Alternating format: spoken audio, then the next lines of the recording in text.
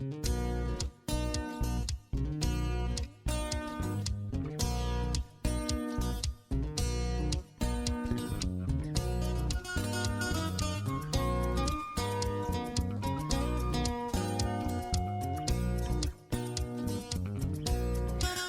to Dare a New Belief, a place to discover what is possible for your life after the loss of a loved one, and where you will find inspiration, insight, support, and love, and hopefully a bit of laughter to help you through your day.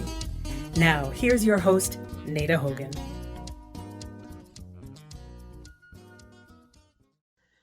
Welcome to Dare a New Belief, where you will find light and life, love and joy, healing, faith, and hope. A place where you get to believe in what is possible for your life.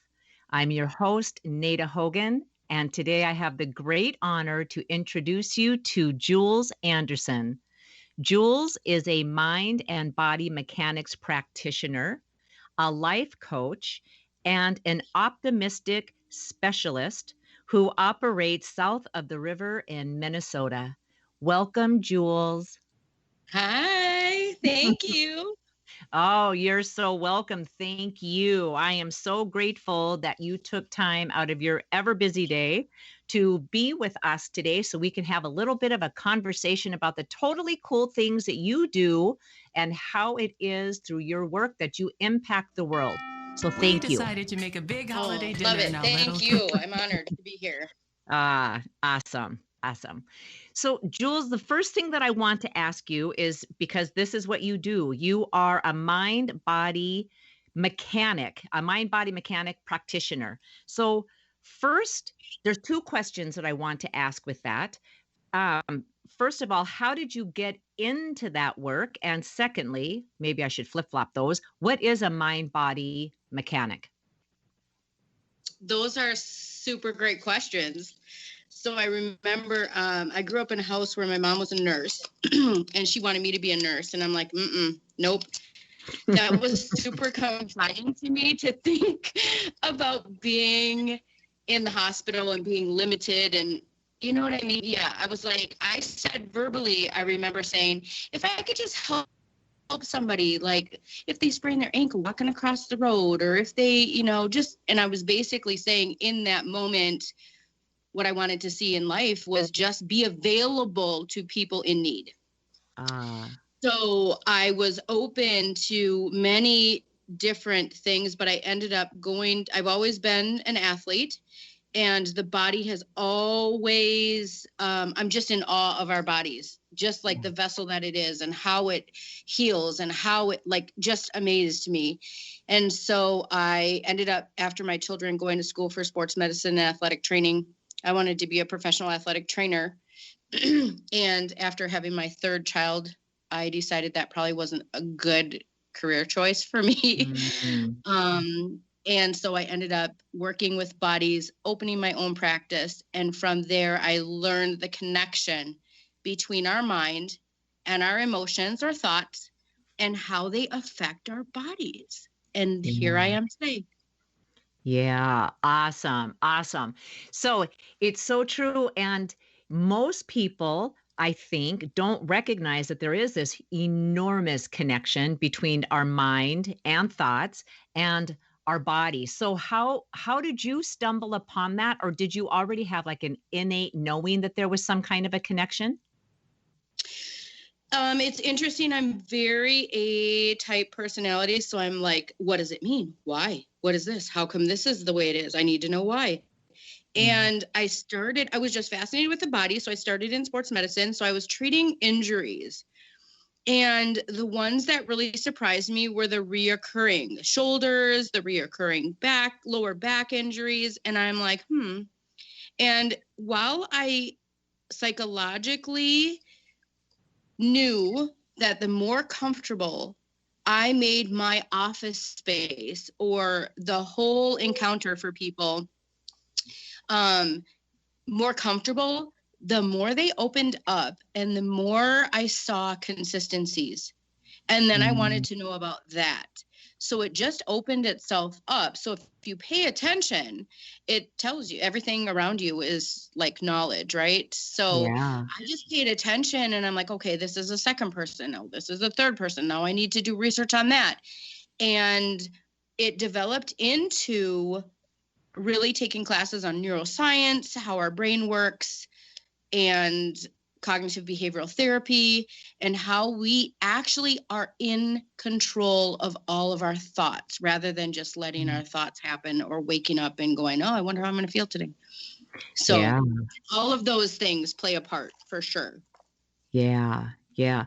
So here's what is so interesting to me, because I don't think that most people, at least not the people in my circle, put together sports medicine treating injuries with neuroscience, cognitive behavior therapy, and that we are in control of our own thoughts. Do you find that the people, so if I was to talk to the average person that's in my world that is involved in sports, and I was to say, like, if you were playing football and you keep having this ankle issue, do you think that would have anything to do with your reoccurring thoughts or with neuroscience or cognitive behavior?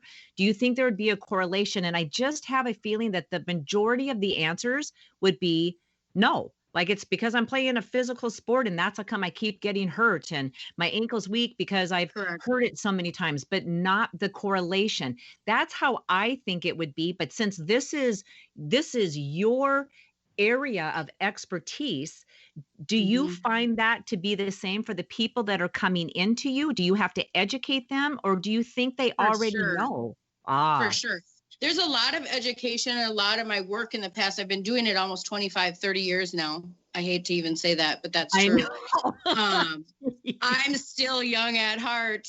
Yes, you are. But it is true. And even I work with doing emergency athletic training I do D1 football. So I'm in a small town by where I live, and several doctors, actually the Vikings orthopedic surgeon was one of the fathers of the team. And so I had seen him for years, and he was very skeptical as far as like my education and if I was qualified and all of those things. And he's, growing up in a medical field, it might feel a little uncomfortable for me to be around a doctor or to be around a specialist initially. But then the more that I ask questions and the more that I am knowledgeable in areas that they are not, I see that we work really well together.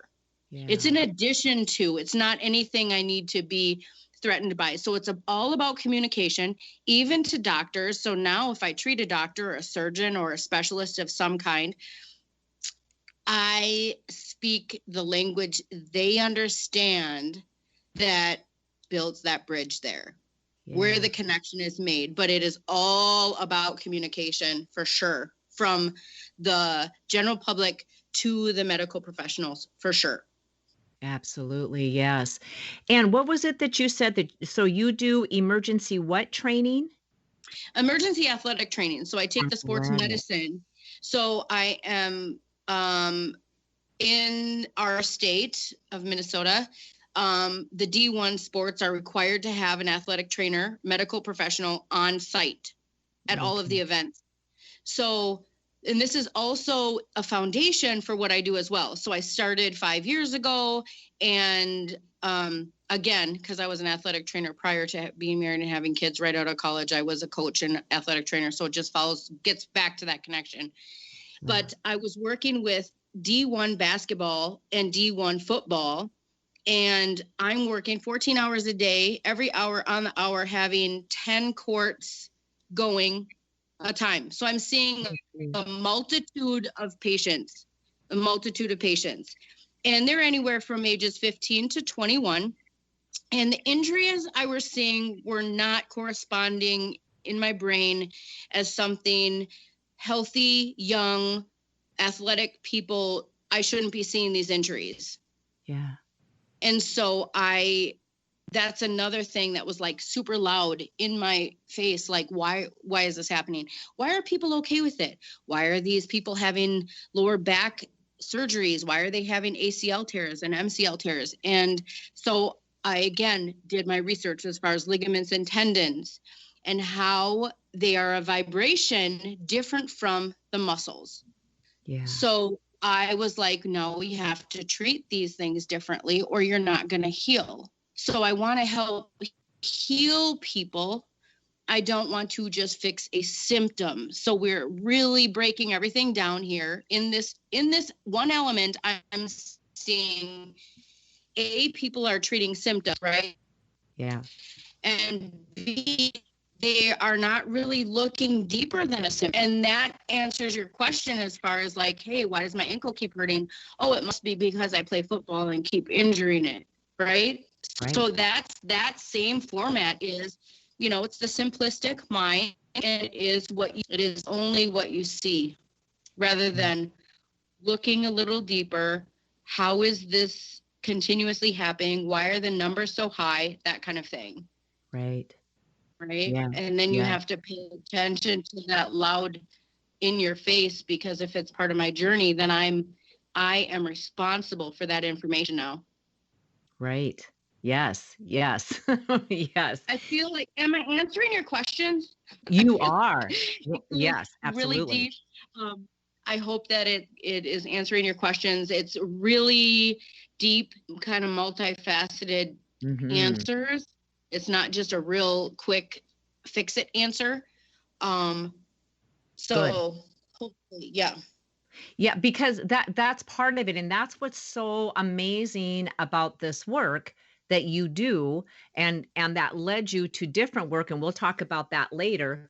But just in this one piece where, and especially athletes, and maybe women are a little bit different. I'll have to ask you about that if you notice a difference between the sexes, but the connection between mind, body, spirit, it cannot be segmented. It can't be separate. And I think that we tend, and especially people that are in rough and tumble sports, I think it's all about the performance and getting it done and being the best on the team, or, in the whole entire league, but it's not putting all of it together. So it is mind, body, spirit working together, which studies have proven that when it is mind, body, spirit, you are such a better performer, no matter what it is that you're doing.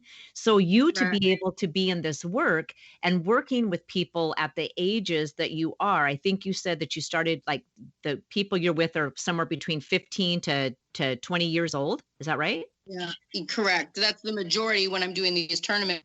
Yeah. Yes. So those I hate even saying young people now, but those young people, what they can get this information when they come in, unfortunately, if they have to have an injury to come and see you, but to start understanding that I'm not just a body running to do this athletic feat, that I'm all of it. I'm mind, body, and spirit. And what a beautiful place for you to be in.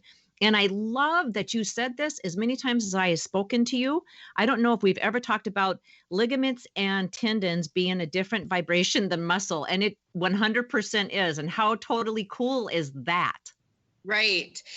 So with in that whole thing, what you just said, I got goosebumps, first of all, just super big chills. They're poking out of my legs and my arms right now. I'm blessed to be where I am right now. I will say, when I first started, I was used to working with older athletes. I have treated professional athletes for many years, NFL, NHL, golfers, everything from all over the world. This type of treatment you can't find just anywhere, because it goes to the cellular level of healing. And it's so unbelievably amazing. However, simply saying, after what you're saying, when I first started, I was working with some younger kids, even younger than 14. And I remember telling my boss, okay, I am not here to emotionally coddle these children. I'm here for injuries. And she said, no, this is your job. And I was like, excuse me. And I was not ready for that at that moment. I was just really strictly about injuries, and I'm here, and it's a serious, and if there's a serious injury, I need to be available. I can't be over here hugging this kid, But what you're saying it has now developed 5 years later into an amazing balanced treatment where I can see a lot of the kids that I treat will lay on the ground and have an injury or say that they're hurting. I'm going to say, describe that they're hurting. Yeah. And I look at them and I attend to the area in which they're describing it's hurting. And I look in their eyes and I say, are you just tired right now? And they look at me and shake their head, yes.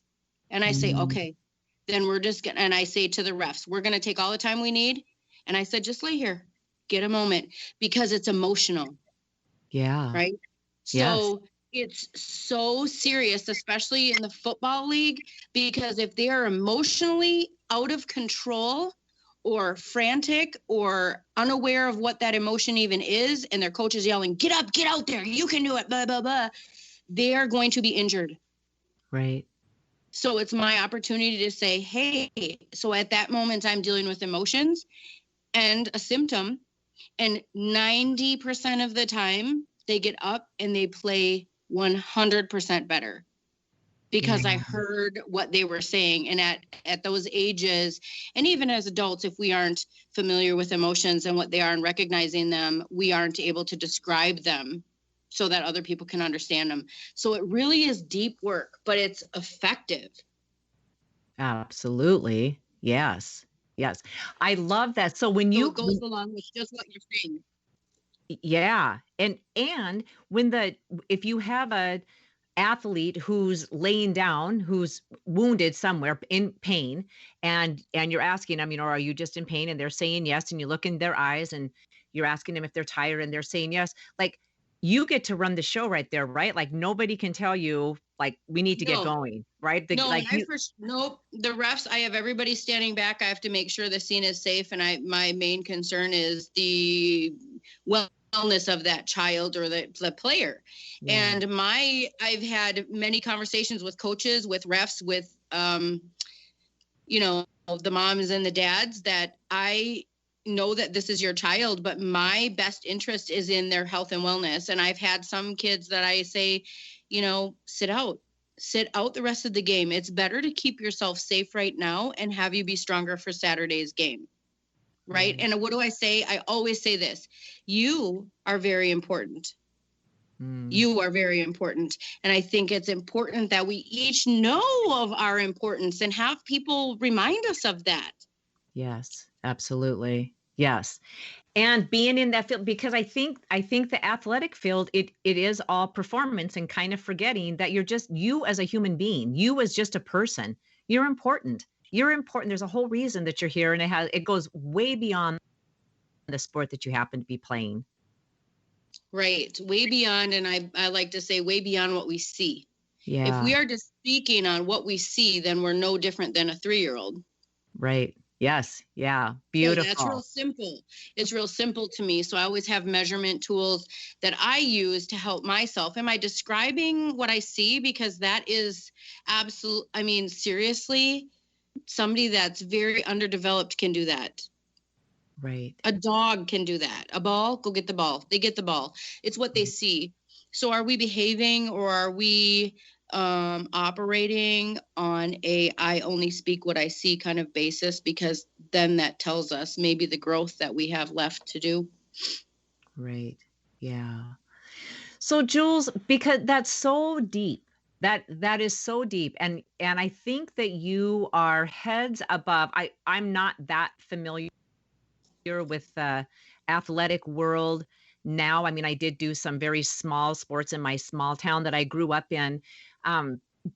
But you just seem to be light years ahead in your approach in treating injuries and just acknowledging a human being for being a human being. And even this whole part of just so much more than just what we see. So was there always an innate thing in you that knew there was so much more than what meets the eye? Or did you develop that through life experiences? That's a really good question. I think, to be honest with you, I think it was something I was born with. I remember just being very, very young, and my emotions that I felt from other people were really loud. And I didn't know what that was. I had no idea, because in my generation, we didn't really talk about it. Yeah. So I went through a lot of my life not knowing why I felt the way I felt many times. And I was like, what is wrong with me? Why do I feel like this? It wasn't until maybe I had children that I was able to pinpoint the fact that, oh, that helps me be a better mom, because I can actually feel what that other person of, if they're sad or if they're hurting, I actually feel it. And instead of turning that off, which a lot of people do because it makes them afraid, like, what is that? Why do I feel that? It's very simple. And to take the fear away, we're a vibration. We're a vibration. So if you are in tune with that vibration, it just means it's an understanding. It doesn't mean anything other than that, but we're not taught what to do with it.